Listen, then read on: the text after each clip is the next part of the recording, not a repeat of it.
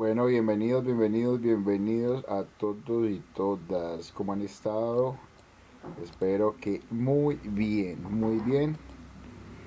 Ya comenzamos con nuestro live. Listo. Entonces, ¿cuál es la finalidad, mi gente? ¿Cuál es la finalidad de hacer esto? Entonces, básicamente es el poder crear un hábito en este nuevo año. Entonces, eh, buenos hábitos son necesarios para poder cambiar nuestras acciones y que esto haga que generen nuevos resultados. Entonces, si bien es cierto, el tener eh, las mismas acciones y pensar que vamos a tener diferentes resultados, pues es algo loco, ¿cierto? Eso lo decía Albert Einstein. Entonces, por ende, este año he decidido comprometerme eh, hacer live todos los días 11 de la noche y comenzar 11:10. ¿Por qué? Porque el minuto siguiente, que es este 11:11, es un número espejo, un número hermoso. Entonces, es dedicado a ustedes. Entonces, vamos a empezar con piense y hágase rico. Piense y hágase rico. Entonces, eh, bienvenidos a todos los que se están uniendo a Beer Groups. Esto es Beer Groups, es una comunidad donde aprendemos de todo, sobre todo de negocios digitales. ¿Listo, mi gente? Entonces, empecemos. Piense y hágase rico. Entonces vamos a empezar. Este libro es de Napoleon Hill y vamos a leer cada día un capítulo. ¿Listo? Entonces, aquí tenemos el primer capítulo, que es Los pensamientos son cosas. El hombre que pensó la manera de asociarse con Thomas Alva Edison, el inventor y el vagabundo, las inesperadas disfraces de la oportunidad, todo esto, cada capítulo. Vamos a leernos un capítulo diario, ¿listo? Entonces, el día de hoy vamos a empezar. Entonces, es un índice largo, súper chévere. Y acá tenemos la sinopsis. Es así de sencillo. La riqueza, la realización personal está al alcance de todas aquellas personas que lo desean. Basta simplemente con desvelar un secreto, el secreto del éxito. Y para ello sencillamente hay que querer, estar dispuesto, desvelarlo. Napoleon Hill aprendió del famoso industrial, filántropo y escritor Dale Carnegie. Este secreto del éxito, él lo que hizo, y resulta una tarea importante, es primero sistematizarlo, después hacerlo accesible a cualquier persona de cualquier clase social. Piense y hágase rico. Es una obra diseñada para arrastrar el triunfo, entendido no solo como triunfo económico, sino sobre todo como logro de esta íntima satisfacción que permite el equilibrio personal y que significa la base de las empresas más comprometidas y más deseadas. Aquí nuestra sinopsis. Napoleon Hill es en la actualidad el autor de autoayuda y superación más prestigioso de todo el mundo. Gracias a él y a sus aleccionadoras palabras, cientos de miles de personas corrientes se han sentido motivadas para convertirse en supermillonarias. Ha sido asesor de varios presidentes de los Estados Unidos. Entre sus obras cabe destacar la actitud mental positiva. Entonces, miren, ya tenemos aquí para empezar la actitud mental positiva, otro libro para poder seguir leyendo. Prefacio del editor norteamericano. En el terreno de la realización personal, la independencia financiera y la riqueza del espíritu, más allá de lo que se puede medir en dinero, piense y hágase rico, es uno de los libros más válidos de todos los tiempos. Nunca hubo otro libro como este, ni nunca podrá haberlo. Fue inspirado por Andrew Carnegie, que reveló su fórmula de realización personal al autor Napoleon Hill hace muchos años. Carnegie no solo llegó a ser multimillonario, sino que hizo millonarios a una multitud de hombres a los que enseñó su secreto. Otros 500 hombres ricos revelaron el origen de su riqueza a Napoleon Hill, que ha pasado toda una vida de investigación difundiendo su mensaje a las personas de todas las clases sociales que están dispuestas a aportar sus ideas, sus ilusiones y sus planes organizados a cambio de la riqueza. Centenares de personas han aplicado los famosos principios de este libro en aras de su propio enriquecimiento. Sus secretos son tan intemporales y prácticos como lo eran en la primera edición de Piense y hágase rico. En esta última edición, los principios y las fórmulas que conducen al éxito se han hecho asequibles a todos aquellos que desean fervientemente hacer dinero y alcanzar las ricas satisfacciones espirituales que la realización personal proporciona.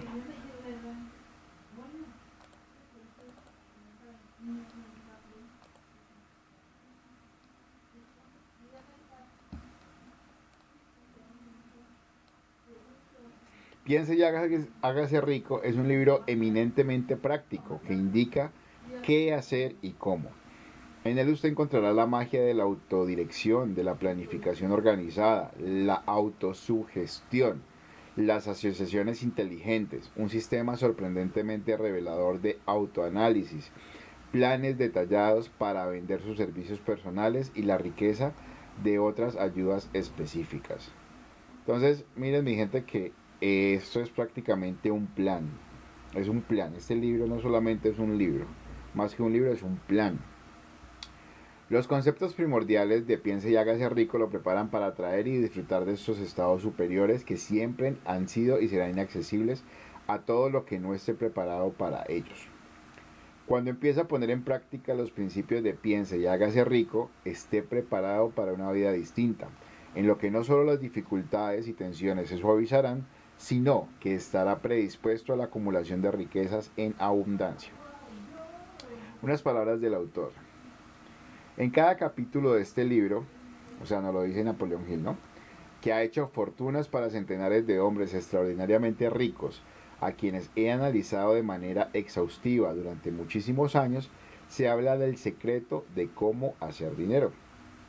El secreto me lo señaló Andrew Carnegie hace más de medio siglo. El viejo escocés, sagaz y encantador, me lo espetó, sin miramientos, cuando ya era un niño apenas. Luego se repantigó en la silla, con un destello de alegría en los ojos, y me miró detenidamente para ver si yo había comprendido todo el significado de lo que me acababa de decir. Al ver que yo había captado la idea, me preguntó si estaría dispuesto a pasarme 20 años o más preparándome para ofrecérselo al mundo, a hombres y mujeres que, sin ese secreto, podían llevar una vida de fracasos. Le respondí que sí, y con ayuda del señor Carnegie he mantenido mi promesa. Este libro contiene ese secreto, puesto a prueba por centenares de personas de casi todas las clases sociales. Fue idea del señor Carnegie que esta fórmula mágica que le proporcionó una fortuna estupenda debía ponerse al alcance de la gente que no tiene tiempo para investigar cómo ganan los hombres el dinero.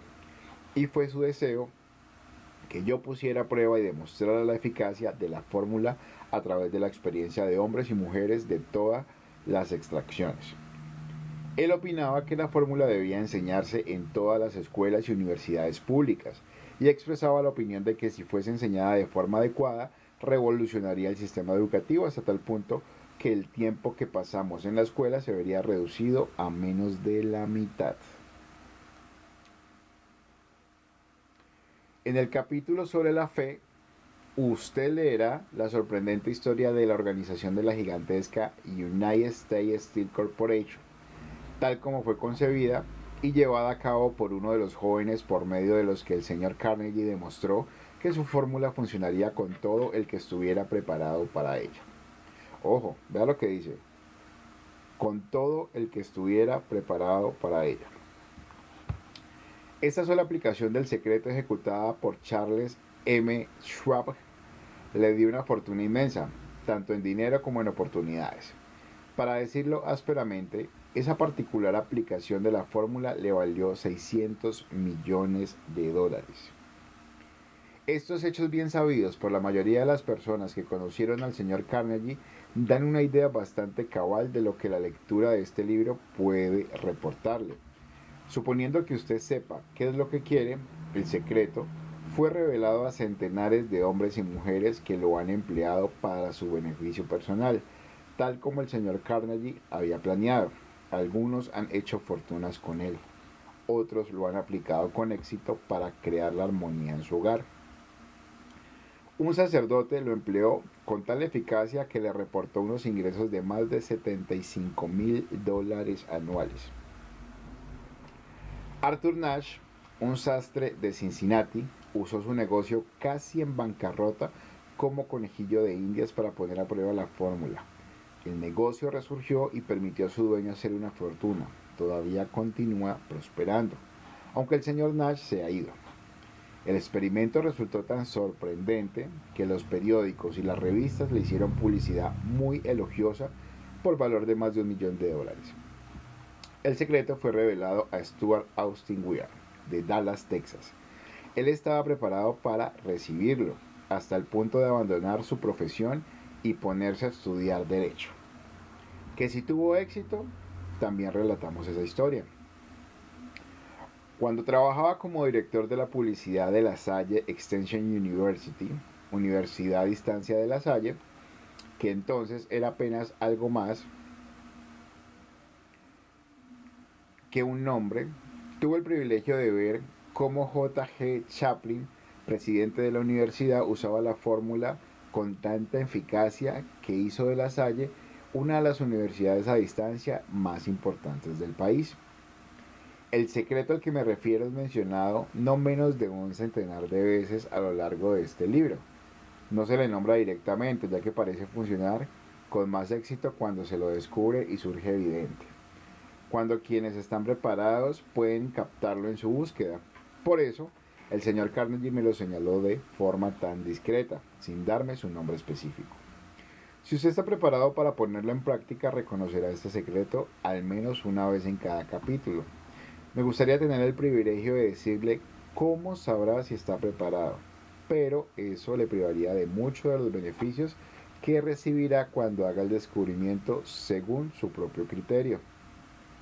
Si usted ha estado desanimado o ha tenido que superar dificultades extraordinarias, si ha probado y ha fracasado, si se ha visto disminuido por la enfermedad o por defectos físicos, la historia del descubrimiento de mi hijo y la aplicación de la fórmula Carnegie pueden demostrarle que en el desierto de la esperanza perdida existe el oasis que usted ha estado buscando. Este secreto fue utilizado por el presidente Woodrow Wilson durante la Primera Guerra Mundial. Fue revelado a cada soldado que luchó en el frente, cuidadosamente disimulado en el entrenamiento que recibieron antes de ir a luchar. El presidente Wilson me dijo que ese fue un factor importante en la obtención de los fondos necesarios para la guerra. Una característica peculiar de ese secreto es que quienes lo adquieren y lo emplean se ven literalmente arrastrados hacia el éxito. Si usted lo duda, lea los nombres de quienes lo han puesto en práctica. Donde sea que se mencionen, constate usted mismo sus logros y convénzase. O sea, no crea todo. Usted pregunte, usted indague, usted genere juicios de valor. Nunca obtendrá nada a cambio de nada. El secreto al que me refiero no se puede obtener sin pagar un precio, aunque este sea muy inferior a su valor. No pueden alcanzarlo a ningún precio aquellos que no lo estén buscando intencionadamente. Es imposible conocerlo a la ligera y no se puede comprar con dinero, porque viene en dos partes. Una de ellas está ya en posesión de quienes se encuentran preparados para él. El secreto sirve por igual a todos aquellos que estén preparados para recibirlo. La educación no tiene nada que ver con él. Mucho antes de que yo naciera, el secreto alcanzó a ser propiedad de Thomas Alva Edison, el cual lo utilizó de manera tan inteligente que llegó a ser el inventor más importante del mundo, aunque apenas tenía 3 meses de escolarización. El secreto fue transmitido a Edwin C. Barnes, un socio de Edison que lo utilizó con tanta eficacia que, aunque solo ganaba unos $12,000 anuales, acumuló una gran fortuna y se retiró del mundo de los negocios cuando todavía era muy joven. Se encontrará esta historia al comienzo del primer capítulo.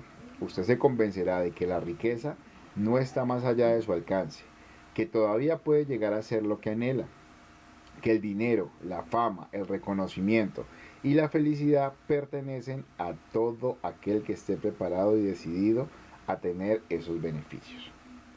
¿Que cómo sé yo esas cosas? Usted deberá saberlo antes de que haya terminado este libro.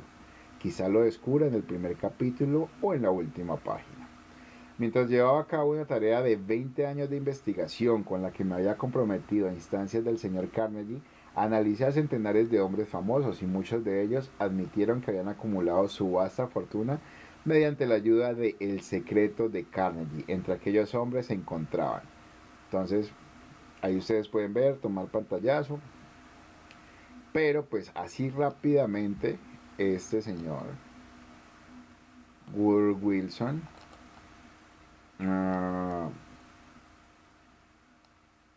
senador Jenkins, coronel, doctor,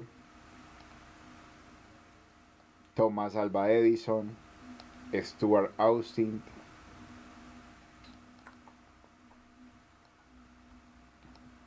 Theodore Roosevelt, Henry Ford, el creador de la marca Ford. Entonces, no son cualquier persona. Estos hombres representan apenas una pequeña parte de los centenares de estadounidenses famosos cuyos logros sean financieros o de otra índole. Demuestran que quienes comprenden y aplican el secreto de Carnegie alcanzan posiciones elevadas en la vida. No he conocido a nadie que, inspirado por el secreto, no alcanzara un éxito notable en el campo que hubiera elegido. Jamás conocí a ninguna persona distinguida, ni que acumulara riquezas de ninguna índole, que no estuviese en posesión del secreto del secreto. A partir de estos dos hechos, he llegado a la conclusión de que el secreto es más importante como parte del conocimiento esencial por la autodeterminación que cualquier otro concepto que uno reciba a través de lo que se conoce como educación. ¿Qué es la educación? En cualquier caso, esto ha quedado explicado con todo detalle. En alguna parte del libro, a medida que usted vaya leyendo, el secreto al que me refiero resaltará en la página y se tornará evidente ante usted, si está preparado para ello. Le repito, en alguna parte del libro, a medida que usted vaya leyendo, el secreto al que me refiero resaltará en la página y se tornará evidente ante usted, si está preparado para ello. Cuando aparezca lo reconocerá, tanto si percibe el signo en el primero o en el último capítulo. Deténgase un momento cuando se le presente y celébrelo, ya que esa ocasión representará el hito más importante de su vida. Recuerde, además, a medida que vaya leyendo, que todo esto tiene que ver con hechos y no con ficción, y que su propósito consiste en transmitir una gran verdad universal mediante la cual quienes estén preparados podrán enterarse de qué hacer y cómo. También recibirán el estímulo necesario para comenzar. Como recomendación final de preparación antes de que usted empiece el primer capítulo, puedo ofrecerle una breve sugerencia que tal vez le dé una clave con la que reconocer el secreto de Carnegie. Es esta.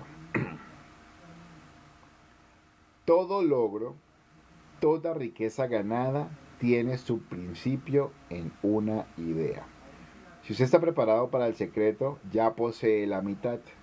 Por lo tanto, reconocerá la otra mitad con facilidad en el momento en que alcance sus pensamientos. Les voy a leer otra vez este último párrafo. Como recomendación final de preparación, antes de que usted empiece el primer capítulo, puede ofrecerle una breve sugerencia que tal vez le dé una clave para con la que reconocer el secreto de Carnegie. Es esta. Todo logro, toda riqueza ganada tiene su principio en su idea. Todo logro, toda riqueza ganada tiene su principio en la idea.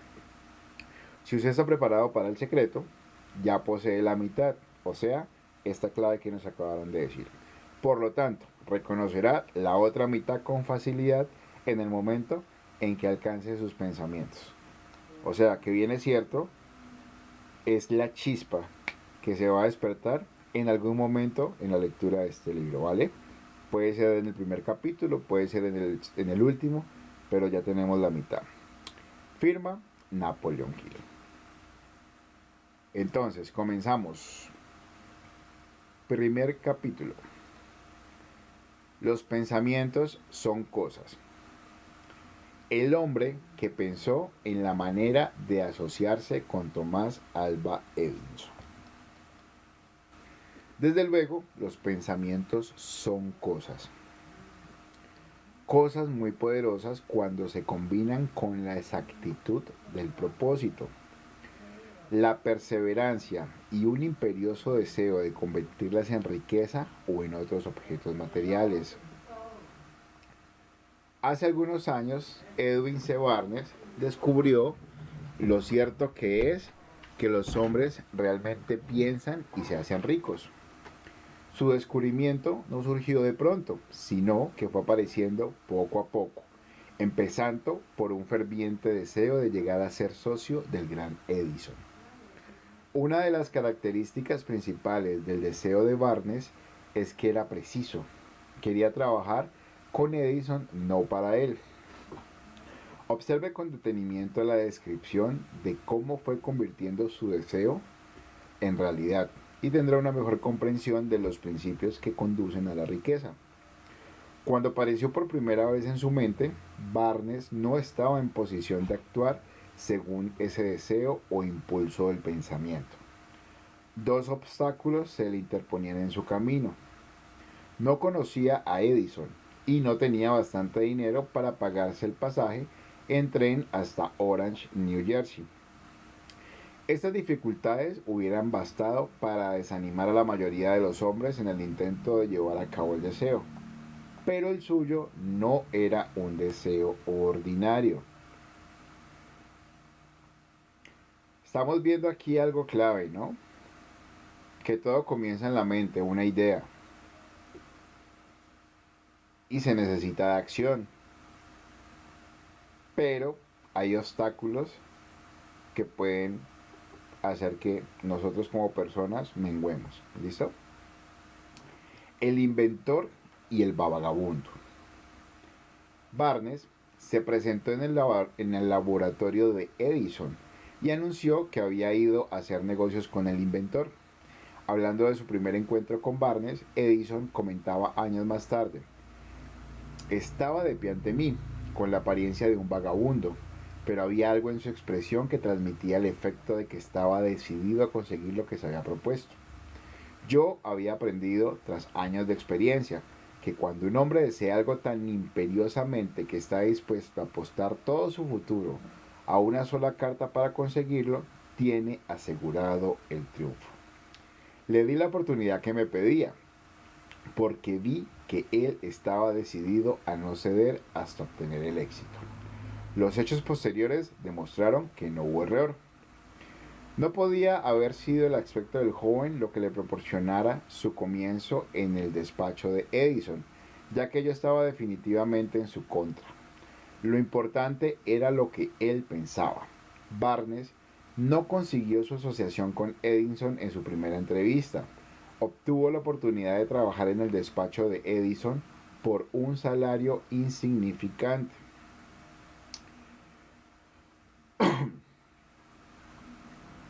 Transcurrieron los meses. En apariencia, nada había sucedido que se aproximase a lo codiciado objetivo de Barnes, que Barnes tenía en mente como su propósito inicial y preciso. Pero algo importante estaba sucediendo en los pensamientos de Barnes. Intensificaba constantemente su deseo de convertirse en socio de Edison. Entonces miren la idea que él tenía. Era constante, tenía un propósito inicial, era preciso. ¿Y qué quería? Convertirse en socio de Edison. ¿Listo? Era intensificador de su propósito. Ojo aquí. Los psicólogos han afirmado con todo acierto que cuando uno está realmente preparado para algo, aparece. Barnes se hallaba listo para asociarse con Edison. Además, estaba decidido a seguir así hasta conseguir lo que buscaba. No se decía a sí mismo, vaya, no hay manera. Supongo que acabaré por cambiar de idea y probaré un trabajo de vendedor. En vez de eso se decía, he venido aquí a asociarme con Edison. Y eso es lo que haré aunque me lleve el resto de la vida. Entonces estamos hablando de esa intensificación, ¿no? Estaba convencido de ello. ¿Qué historia tan diferente contarían los hombres si adoptaran un propósito definido y mantuvieran ese propósito hasta que el tiempo lo convirtiese en una obsesión obstinada? Quizás el joven Barnes no lo supiera en aquel entonces, pero su determinación inconmovible, su perseverancia en mantenerse firme en su único deseo, estaba destinada a acabar con todos los obstáculos y a darle la oportunidad que buscaba. Los inesperados disfraces de la oportunidad. Cuando la oportunidad surgió, apareció con una forma diferente y desde una dirección distinta de la que Barnes había esperado. Ese es uno de los caprichos de la oportunidad. Tiene el curioso hábito de aparecer por la parte de atrás y a menudo viene disimulada con la forma del infortunio o de la frustración temporal. Tal vez por eso hay tanta gente que no consigue reconocerla. Entonces, ¿qué quiere decir esto? Esto es básicamente cuando nos pasan a cosas o tenemos obstáculos en la vida y nos suceden cosas que nosotros creemos que es infortunio y realmente no es infortunio. Es una oportunidad disfrazada de infortunio para que solamente aquellas personas que están decididas y tienen esa iniciativa intensificada de su deseo por hacer algo en su mente, pues puedan ponerle acción. Entonces, eso es un dato para que tomen en cuenta. ¿Listo? Le repito esa última partecita. Tiene el curioso hábito de aparecer por la puerta de atrás y a menudo viene disimulada con la forma del infortunio o de la frustración temporal. Tal vez por eso hay tanta gente que no consigue reconocerla. Edison acababa de perfeccionar un nuevo invento, conocido en aquella época como la máquina de dictar de Edison. Sus vendedores no mostraron entusiasmo por aquel aparato, no confiaban en que se pudiera vender sin grandes esfuerzos. Barnes vio su oportunidad que había surgido discretamente, oculta en una máquina estrambótica que no interesaba más que a Barnes y al inventor. Barnes supo que podría vender la máquina de dictar de Edison. Se lo sugirió a este y de inmediato obtuvo su oportunidad. Vendió la máquina. En realidad lo hizo con tacto éxito que Edison le dio un contrato para distribuirla y venderla por toda la nación. A partir de aquella asociación, Barnes se hizo rico, pero también consiguió algo más importante. Demostró que uno realmente puede pensar y hacerse rico. No tengo forma de saber cuánto dinero en efectivo reportó a Barnes su deseo. Tal vez fueran 2 o 3 millones de dólares, pero la cantidad, cualquiera que sea, se torna insignificante cuando se le compara con la posesión que adquirió en forma de conocimiento definido de que un impulso intangible se puede transmutar en ganancias materiales mediante la aplicación de principios conocidos. Barnes literalmente se pensó en asociación con el gran Edison. Se pensó dueño de una fortuna.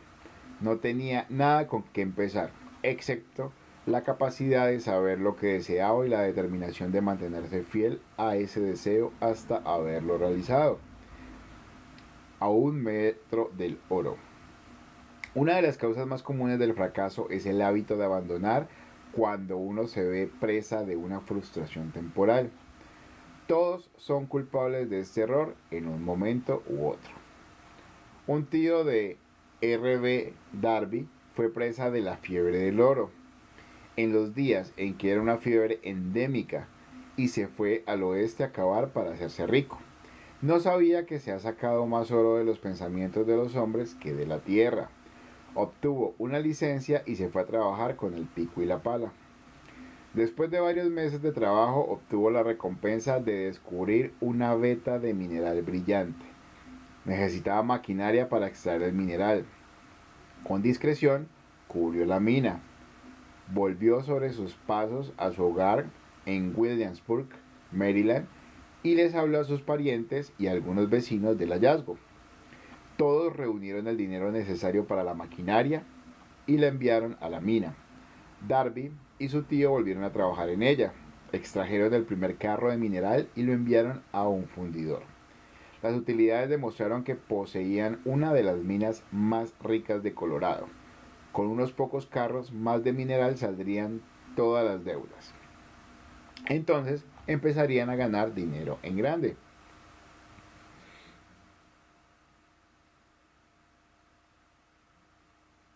Hacia abajo fueron los taladros.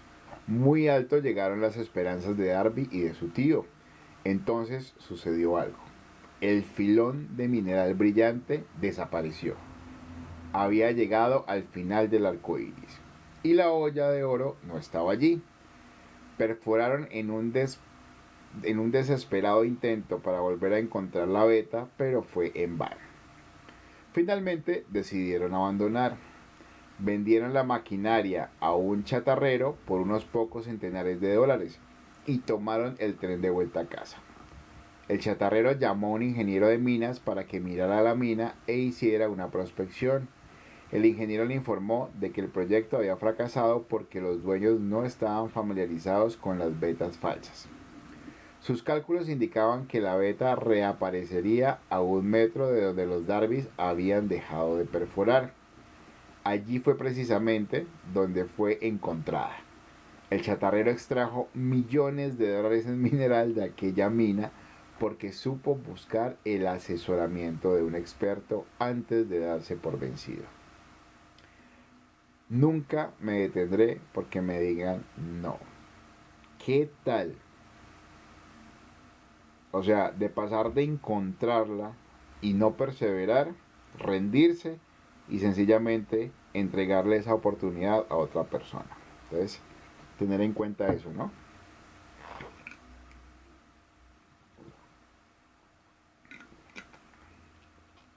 Nunca me detendré porque me digan no. Mucho tiempo después, Darby se resarció sobradamente de su pérdida, cuando descubrió que el deseo se puede transmutar en oro. Eso le ocurrió después de que ingresara en el negocio de la venta de seguros de vida.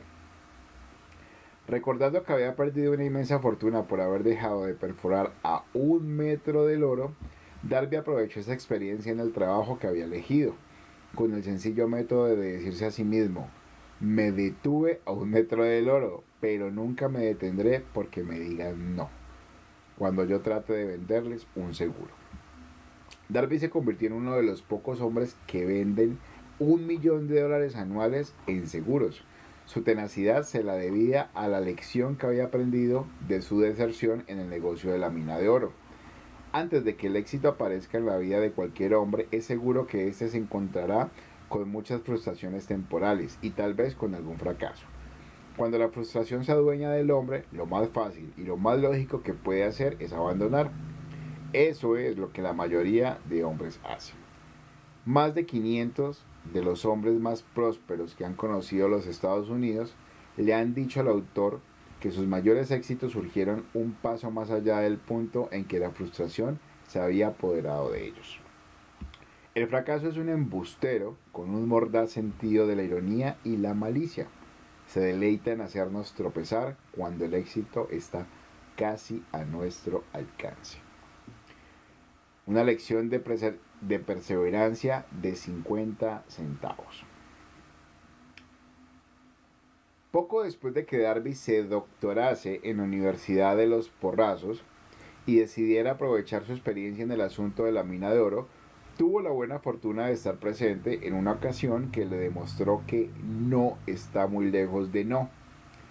Una tarde ayudaba a su tío a moler trigo en un viejo molino.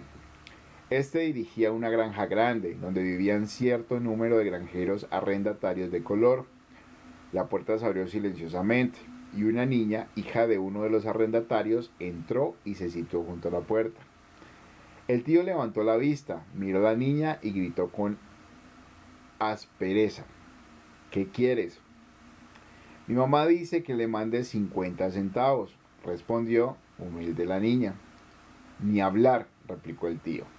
Y ahora vete a tu casa. Sí, señor, dijo la niña, pero no se movió.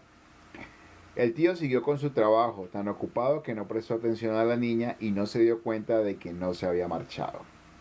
Cuando volvió a levantar la mirada y la vio allí parada, gritó: He dicho que te vayas a tu casa. Ahora, márchate o te daré una paliza. Sí, señor, dijo la niña, pero siguió inmóvil. El tío dejó un saco de grano que estaba por echar en la tolva del molino, cogió una duela de barril y empezó a acercarse a la niña con una expresión poco tranquilizadora. Empezó a acercarse a la niña con esa expresión. Darby contuvo el aliento. Estaba seguro de hallarse a punto de presenciar una paliza. Sabía que su tío tenía un temperamento terrible. Cuando su tío llegó donde estaba la niña, ella dio un rápido paso al frente, le miró a los ojos y gritó con todas sus fuerzas: Mi mamá necesita esos 50 centavos. El tío se detuvo, la miró unos instantes y luego dejó lentamente la duela de barril a un lado, se metió la mano en el bolsillo, sacó medio dólar, o sea, los 50 centavos, y se lo dio a la niña. Ella cogió el dinero y se encaminó despacio hacia la puerta, sin quitar los ojos del hombre al que acababa de vencer. Después de que la niña se hubo marchado, el tío se sentó en una caja y permaneció mirando por la ventana durante más de 10 minutos. Estaba reflexionando, sorprendido, sobre la derrota que acababa de sufrir. Darby también se hallaba pensativo. Esa era la primera vez en su vida que había visto a una criatura de color dominar a un blanco adulto. ¿Cómo lo había hecho? ¿Qué le había ocurrido a su tío para que perdiera su ferocidad y se volviera tan dócil como un cordero? ¿Qué extraño poder había empleado esa niña para hacerse dueña de la situación? Estas y otras preguntas similares destellaban en la mente de Darby, pero no halló las respuestas hasta muchos años después, cuando me relató la historia. Curiosamente, el relato de esa inusual experiencia la escuché en el viejo molino, el mismo sitio donde su tío recibió esa lección. El extraño poder de una niña. En aquel viejo molino polvoriento, el señor Darby me relató la historia del extraño triunfo y terminó preguntándome: ¿cómo entiende esto? ¿Qué extraño poder tenía esa niña para dominar por completo a mi tío? La respuesta a esa pregunta la encontrará en los principios que se describen en este libro. La respuesta es categórica y completa. Contiene detalles e instrucciones suficientes para que cualquiera comprenda y aplique la misma fuerza con la que ella se encontró de forma accidental. Manténgase alerta y observará el extraño poder que acudió en ayuda de la niña. Tendrá un atisbo de ese poder en el próximo capítulo. En alguna parte del libro encontrará una idea que aguzará sus poderes receptivos y pondrá a su alcance para su propio beneficio. Ese mismo poder irresistible, la comprensión de él puede aparecer ante usted en el primer capítulo. o tal vez surja en su conciencia más adelante.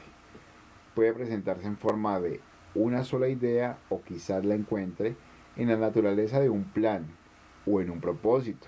Una vez más, puede hacerle volver sobre sus pasadas experiencias de frustración o de fracaso, para aportar alguna lección mediante la cual usted recupere todo lo que había perdido en su fracaso. Después de haberle explicado al señor Darby el poder que la niña de color había empleado, quizás sin saberlo, él repasó enseguida sus 30 años de experiencia en la venta de seguros de vida y estuvo francamente de acuerdo en que su éxito en ese campo se debía en gran parte a la lección que había aprendido de la pequeña.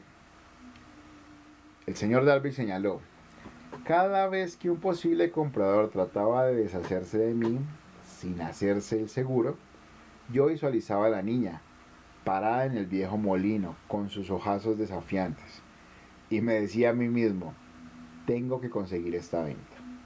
La mejor parte de las ventas que he hecho han sido a gente que me había dicho no. El señor Darby también recordó su error al haberse detenido a 1 metro escaso del oro. Por esa experiencia fue una bendición encubierta. Me enseñó a seguir insistiendo sin que importase las dificultades y fue una lección que necesité aprender antes de poder tener éxito en cualquier campo.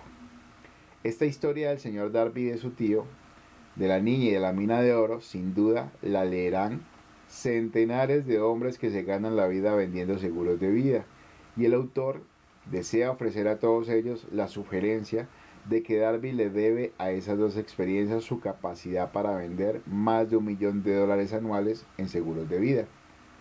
Las experiencias del señor Darby fueron bastante comunes y triviales, y sin embargo contienen la respuesta de su destino en la vida. Por lo tanto, fueron tan importantes para él como su propia vida. Sacó provecho de ellas porque las analizó y supo ver lo que le enseñaban. Pero ¿qué hay del hombre que no tiene el tiempo ni la inclinación para estudiar el fracaso en busca del conocimiento que pueda conducir al éxito? ¿Dónde y cómo va a aprender el arte de convertir los fallos en escalones hacia la oportunidad? Para responder a esas preguntas se ha escrito este libro. Todo lo que usted necesita es una buena idea. La respuesta se expone en una descripción de 13 principios. Pero recuerde, a medida que vaya leyendo, que la respuesta que quizás usted estaba buscando a las preguntas que le han hecho reflexionar en los misterios de la vida, puede encontrarla en usted mismo, a través de alguna idea, plan o propósito que tal vez surja en su cerebro durante la lectura. Una buena idea es todo lo que se necesita para alcanzar el éxito. Los principios descritos en este libro contienen medios y maneras de crear ideas útiles. Antes de seguir adelante con nuestro enfoque para descubrir esos principios, creemos que merece la pena recibir esta importante sugerencia.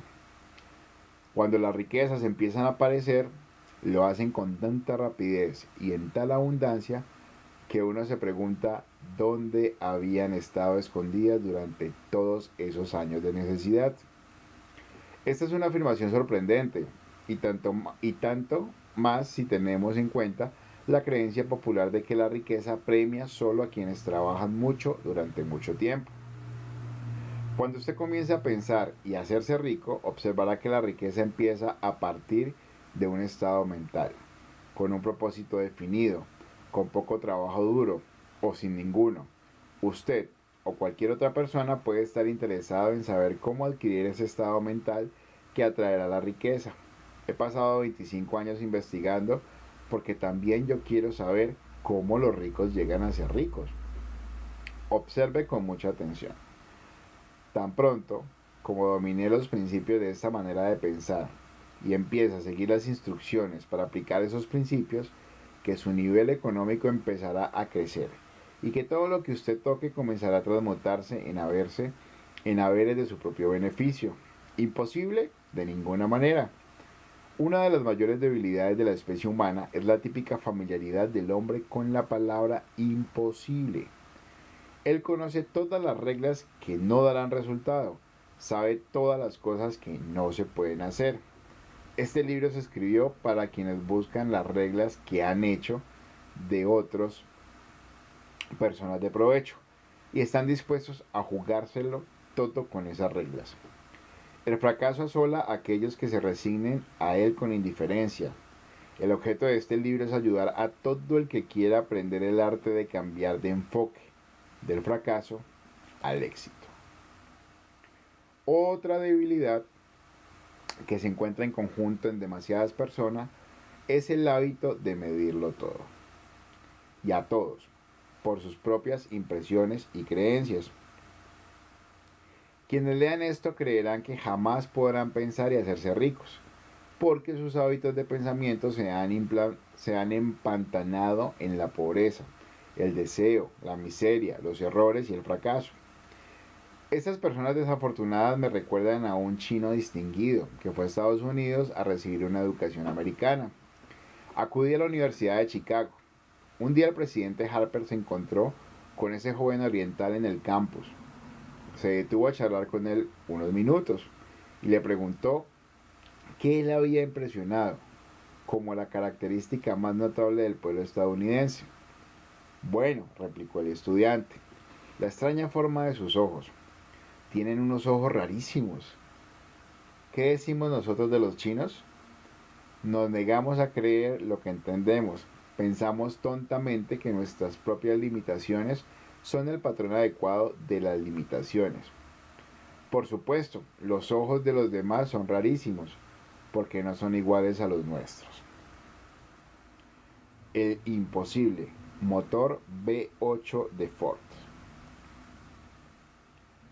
Cuando Henry Ford decidió fabricar su famoso motor V8, quiso construir un motor con los 8 cilindros alojados en un solo bloque y dio instrucciones a sus ingenieros para que produjeran un prototipo de motor.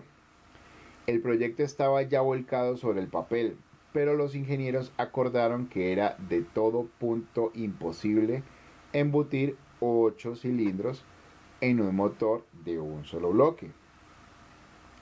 Produzcanlo de todas maneras, dijo Ford. Pero es imposible, replicaron ellos. Adelante, ordenó Ford. Y no dejen de trabajar hasta haberlo conseguido. No importa cuánto tiempo haga falta. Los ingenieros pusieron manos a la obra. No tenían otra opción si querían seguir formando parte del equipo de Ford. 6 meses transcurrieron sin que obtuvieran resultados. Pasaron otros 6 meses y todavía no habían conseguido nada. Los ingenieros probaron todos los planes concebibles para llevar a cabo el proyecto, pero aquello parecía incuestionable. Imposible. Al cabo de un año, Ford se reunió con los ingenieros, que volvieron a informarle de que no habían hallado manera de cumplir sus órdenes. Sigan con el trabajo, dijo Ford. Quiero ese motor y lo tendré. Continuaron haciendo pruebas y entonces, como por arte de magia, el secreto quedó desvelado. La determinación de Ford había ganado una vez más. Quizás esta historia no esté descrita con precisión de detalles, pero las circunstancias del resultado son los correctos. Deduzca de ella, usted que desea pensar y hacerse rico, el secreto de los millones de Ford, si puede, no tendrá que buscar muy lejos. Henry Ford tuvo éxito porque comprendió y aplicó los principios del éxito. Uno de ellos es el deseo, saber lo que uno quiere. Recuerde esa historia de Ford mientras lee y señale las líneas en que se describe el secreto de su extraordinaria proeza. Si puede hacer esto, si usted es capaz de poner el dedo en el particular grupo de principios que hicieron rico a Henry Ford, usted puede igualar sus logros en casi cualquier oficio para el que esté preparado. Porque es usted el dueño de su destino.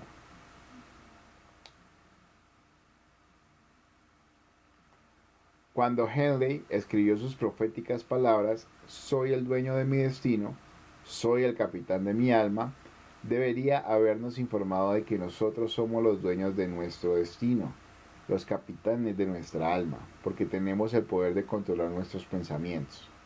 Debería habernos dicho que nuestro cerebro se magnetiza con los pensamientos dominantes que llevamos en la mente y que por mecanismos que nadie conoce bien, estos imanes atraen hacia nosotros las fuerzas, las personas, las circunstancias de la vida que armonizan con la naturaleza de nuestros pensamientos dominantes. Debería habernos dicho que antes de poder acumular riquezas en abundancia, tenemos que magnetizar nuestra mente con un intenso deseo de riqueza, que hemos de tomar conciencia de la riqueza hasta que el deseo por el dinero nos conduzca a hacer planes definidos para adquirirlo. Pero, al ser un poeta y no un filósofo, Henley se contentó con afirmar una gran verdad de manera poética, dejando que sus lectores interpretaran el significado filosófico de sus líneas. Poco a poco, la verdad ha ido desvelándose hasta que ahora parece cierto que los principios descritos en este libro contienen el secreto del dominio sobre nuestro destino económico. Principios que pueden cambiar su destino. Ahora, estamos preparados para examinar el primero de estos principios. Mantenga una actitud de apertura mental y recuerde, a medida que vaya leyendo, que no son invención de nadie, son principios que han funcionado para muchos hombres. Usted puede ponerlos a trabajar para su propio beneficio permanente. Verá qué fácil es. Hace algunos años pronuncié el discurso de la entrega de diplomas en el Salem College, en Salem, Virginia Occidental. Acentué el principio descrito en el próximo capítulo con tal intensidad que uno de los miembros de la clase que obtendría el diploma se lo apropió y lo convirtió en parte de su forma de ver la vida. Ese joven llegó a ser miembro del Congreso y un personaje importante en la administración de Franklin D. Roosevelt. Me escribió una carta en la que presenta con tanta claridad su opinión sobre el principio que trataremos en el próximo capítulo que he decidido publicarla como una introducción a dicho capítulo. Le daré una idea a usted de los beneficios que le esperan. Entonces vamos a leer la carta que le escribió. Estimado Napoleón, dado que mi servicio como miembro del Congreso me ha proporcionado cierta comprensión de los problemas de hombres y mujeres, le escribo para ofrecerle una sugerencia que puede ser útil a millares de personas. En 1922 usted pronunció un discurso en la entrega de diplomas en el Salem College. Cuando yo era miembro de la clase que lo recibiría, en aquel discurso se plantó en mi mente una idea a la que debo la oportunidad que ahora tengo de servir a la gente de mi estado y que será responsable en gran medida de cualquier éxito que yo pueda alcanzar en el futuro. Recuerdo como si hubiese sido ayer la maravillosa descripción que usted hizo del método por el que Henry Ford, con muy pocos estudios, sin $1, sin amigos influyentes, llegó tan alto. Entonces, resolví incluso antes de que usted hubiera acabado su discurso, que me haría un lugar en la vida sin que importara cuántas dificultades tuviera que afrontar. Millares de jóvenes terminarán sus estudios universitarios en este año y los años venideros. Cada uno de ellos estará buscando un mensaje tan alentador como el que yo recibí de usted. Querrán saber a dónde acudir, qué hacer, cómo empezar en la vida. Usted puede decírselo porque ha ayudado a resolver los problemas de mucha gente. En Estados Unidos hay en la actualidad miles de jóvenes que quisieran saber cómo convertir sus ideas en dinero. Gente que debe empezar desde abajo, sin dinero, y amortizar sus pérdidas. Si alguien puede ayudarles, es usted. Si publica el libro, me gustaría tener el primer ejemplar que salga de la imprenta, autografiado por usted. Con mis mejores deseos, créame, cordialmente suyo, Jennings Randolph. 35 años después de haber leído aquel discurso, fue un placer para mí regresar al Salem College en 1957 para hacer el discurso de la entrega de diplomas. En aquel entonces recibí el título del doctor honorario de literatura de Salem College.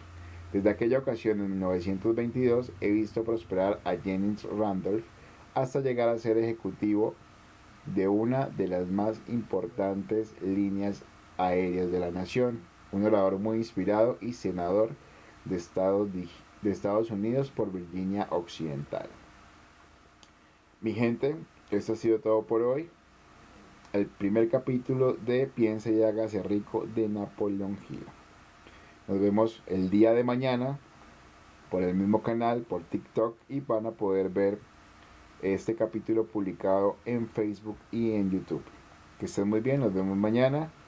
Chao, chao.